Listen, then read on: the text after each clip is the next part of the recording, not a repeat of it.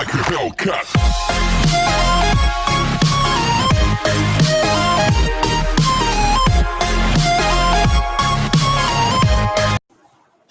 Question number 12 is ABCD is a trapezium and in which AB is parallel to CD. Trapezium ની property હતી કે બે side હોય એ parallel હોય and AB equal to BC એવું આપેલું છે. Then show that angle A is equal to angle B and angle C is equal to angle D. Apart from that, triangle ABC is congruent to triangle BAD and diagonal AC is equal to diagonal BD. એવું prove કરવાનું છે. The diagonal AC અને diagonal BD draw કરી દઈએ આની અંદર. તો આ થયું diagonal. Sir, ચલો તો let us construct diagonal BD and diagonal AC. So this is diagonal BD and this is diagonal AC.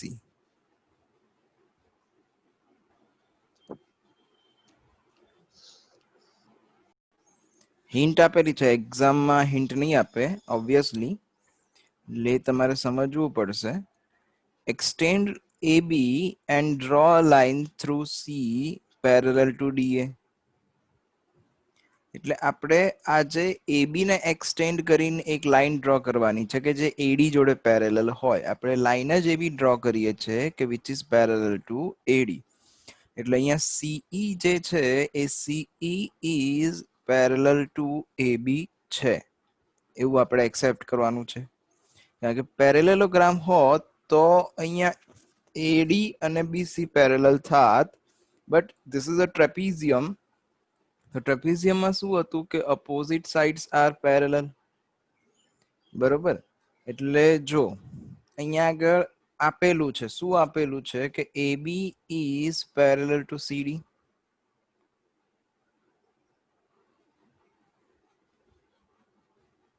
Given that AB is parallel to CD. હવે AB અને CD parallel હોય તો we can also say that AE is parallel to DC કે CD whatever કારણ કે એક જ side છે આ ખાલી એક્સટેન્ડ કરેલી છે. ઓકે તો therefore AE is parallel to CD અને રિઝલ્ટ નંબર 1 આપી દઈએ બરોબર. આ given છે. હવે અહીંયા આગળ AD જે છે A અને CE પેરેલલ છે એવું આપણે કન્સ્ટ્રક્ટ જ એવી રીતે કરવાનું છે. હિન્ટ આપેલી છે એ પ્રમાણે આપણે કન્સ્ટ્રક્ટ કર્યું છે. એક્ઝામમાં હિન્ટ નહીં આપે તો એ પણ યાદ રાખજો. તો અહીંયા આગળ AD is parallel to CE આ કન્સ્ટ્રક્ટ કર્યું છે આપણે.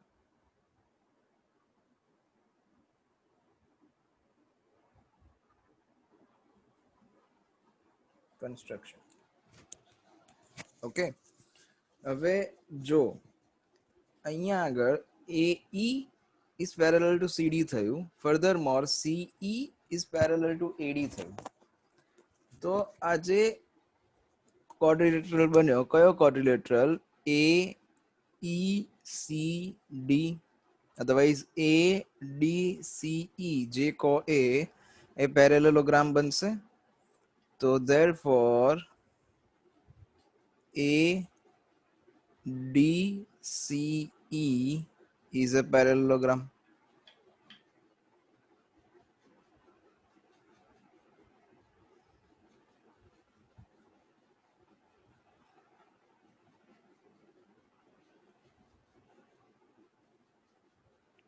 ઓકે હવે પેરેલેલોગ્રામ હોય તો પેરેલેલોગ્રામ માટે શું પ્રોપર્ટી હતી કે અહીંયા આ બે સાઈડ પેરેલલ હશે એવી જ રીતે આ બે સાઈડ પણ પેરેલલ હશે.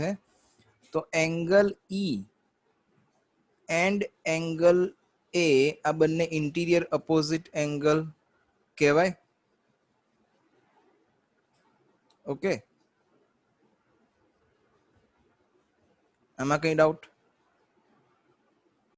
Angle A and angle E are interior opposite angles then એ બંનેનું સમેશન 180 થશે because they are linear pairing angle.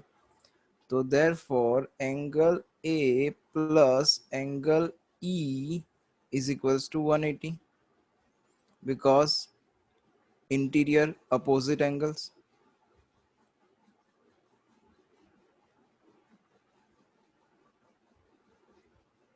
Okay, હવે આગળ આ interior opposite angles થઈ ગયા. આ AD is parallel to C, આને result number 2 લઈ લો અને આને result number 3 લઈ લઈએ. ઓકે, હવે એંગલ B અને એંગલ CBE એ બંને લિનિયર પેરિંગ એંગલ થશે. જો એંગલ B એટલે કયો એંગલ થાય તો this one એંગલ, અને એંગલ CBE એટલે this one એંગલ. આ બંને લિનિયર પેરિંગ એંગલ થાય because they are the angles adjacent angle છે, બરોબર. એક કોમન આર્મથી બનેલા એડજસન્ટ એંગલ છે. તો એક આર્મથી એક કોમન આર્મથી બનેલા એડજસન્ટ એંગલ હોય તો એ લિનિયર પેરિંગ એંગલ હોય. સો અગર એ લિનિયર પેરિંગ એંગલ હશે તો we can say that angle B plus angle CBE that is equals to 180 degree linear pairs.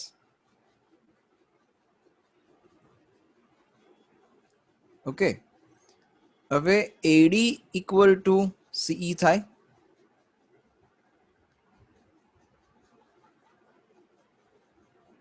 કેમ સર? તો ADCE જે છે એ પેરેલેલોગ્રામ છે. તો પેરેલેલોગ્રામમાં શું હોય કે અપોઝિટ સાઇડ્સ ઇક્વલ હોય એન્ડ અપોઝિટ સાઇડ્સ પેરેલલ હોય. તો AD અને CE બંને ઇક્વલ થવાના. ઓકે, ફર્ધર અહીંયા આગળ AD જે છે એ કોની જોડે ઇક્વલ આપેલું છે? BC જોડે ઇક્વલ આપેલું છે, ક્વેશ્ચનમાં જ આપેલું છે. આ ગિવન છે AD ઇક્વલ ટુ BC. આ ગિવન છે. તો AD જે છે એ CE જોડે ઇક્વલ થાય છે because ADCE is a parallelogram. Further AD is equal to BC આપેલું છે, એ ક્વેશ્ચનમાં જ આપેલું છે આપણને. તો શું લખાય અહીંયા આગળ કે અગર AD equal to CE હોય, AD equal to BC હોય તો I can say that કે BC અને CE બંને સરખા હશે. તો therefore BC is equal to CE. Okay, હવે BC equal to CE હોય તો જો BC અને CE આ બંને સરખા છે. ધ્યાનથી જોજો અહીંયા આગળ BC અને CE સરખા છે. તો અગર BC અને CE સરખા હોય તો એની અપોઝિટ એંગલ્સ જે રહ્યા એ અપોઝિટ એંગલ પણ સરખા હોય. બીકોઝ ટ્રાયેંગલમાં કોઈ પણ બે સાઈડ ઇક્વલ હોય તો એના અપોઝિટ એંગલ્સ ઇક્વલ હોય. એવી પ્રોપર્ટી હતી ટ્રાયેંગલની. એટલે અહીંયા આગળ આ બે એંગલ જે રહ્યા એંગલ B અને એંગલ CEB બંને સરખા થવાના કારણ કે ટ્રાયેંગલ BCE માં BC ઇક્વલ ટુ CE થાય છે. તો અગર બે સાઈડ ઇક્વલ થતી હોય તો એંગલ્સ એના અપોઝિટ એંગલ્સ ઇક્વલ થાય. ઓકે, તો BC equal to CE, therefore for triangle BCE angle E is equal to angle CBE. Okay, હવે angle B plus angle CBE is equal to 180 છે. આને result number 4 આપી દઈએ અને આને રિઝલ્ટ નંબર 5 આપી દઈએ. તો ફ્રોમ 4 and 5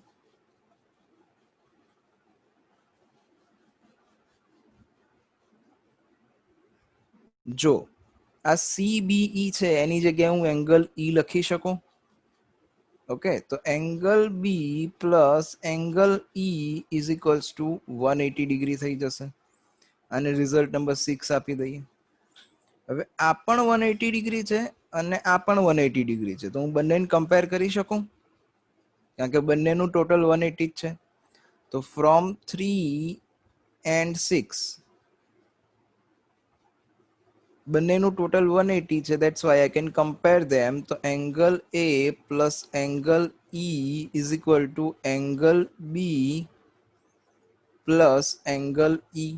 આવી રીતે તો બંને સાઈડ પરથી એંગલ ઈ કેન્સલ થઈ જશે અને શું બાકી વધશે આપણી જોડે? તો angle A is equal to angle B વધશે.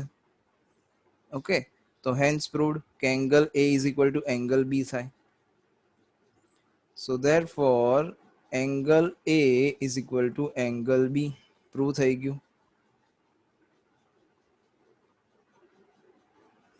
હવે એક આપણે પ્રૂવ કર્યું, angle A equal to angle B મેં પ્રૂવ કર્યું. હવે બીજું શું પ્રૂવ કરવાનું હતું? તો બીજું આપણે પ્રૂવ કરવાનું છે angle C is equal to angle D લાવવાનું છે. એટલે આ બંને એંગલ પણ ઇક્વલ લાવવાના છે મારે. તો કેવી રીતે? જો angle A plus angle D કરીએ આ સેકન્ડ પાર્ટ માટે, angle A plus angle D કરીએ આપણે, તો that is equals to 180 થવાના, કારણ કે ઇન્ટિરિયર એંગલ છે. અને angle B plus angle C કરીએ તો એ પણ 180 થવાના. બંનેનું રીઝન એક જ છે, ઇન્ટિરિયર અપોઝિટ એંગલ.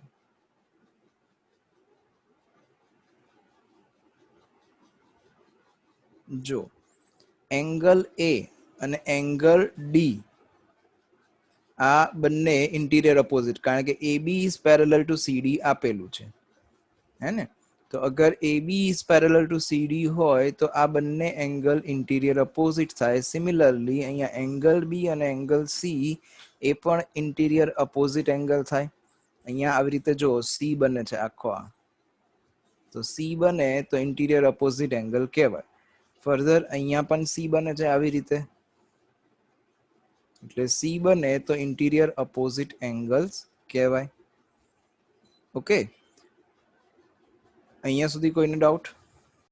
આ બંનેનું ટોટલ 180 છે તો હું બંનેને કમ્પેર કરી શકું. તો I can say that angle A plus angle D is equal to angle B plus angle C.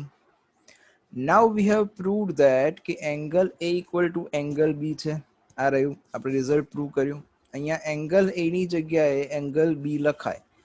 Angle B plus angle D is equal to angle B plus angle C, because angle A is equal to angle B. બરોબર.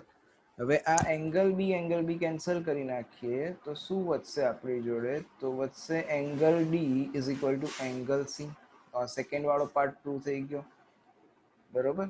તો અહીંયા આગળ જે બીજો part prove કરવાનો હતો એ કે angle C equal to angle D. હવે જો બીજું શું પ્રૂવ કરવાનું છે આપણે? તો triangle ABC is congruent to triangle BAD prove કરવાનું છે. In triangle ABC and BAD, AD equal to BC આ given છે. પછી પ્રૂવ કર્યું આપણે કે angle A is equal to angle B થાય છે. તો angle A equal to angle B, that is proved.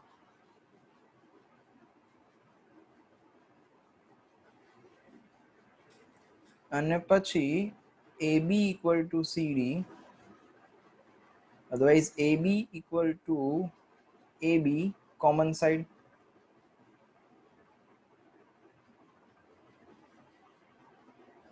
AB equal to CD નહીં, sorry, AB equal to AB આવશે. આ AB common side છે. બરોબર. તો અહીંયા આગળ AB equal to AB common side, તો therefore triangle ABC is congruent to triangle BAD by SAS congruence. હવે અગર બે ટ્રાયેંગલ ઇક્વલ હોય તો CPCT થી એના જે પાર્ટ્સ હોય એ કોંગ્રુઅન્ટ હોય. તો આના પાર્ટ્સ એટલે અહીંયા હું AC સાઈડ લઉં તો અહીંયા કઈ સાઈડ આવશે? BD સાઈડ આવશે.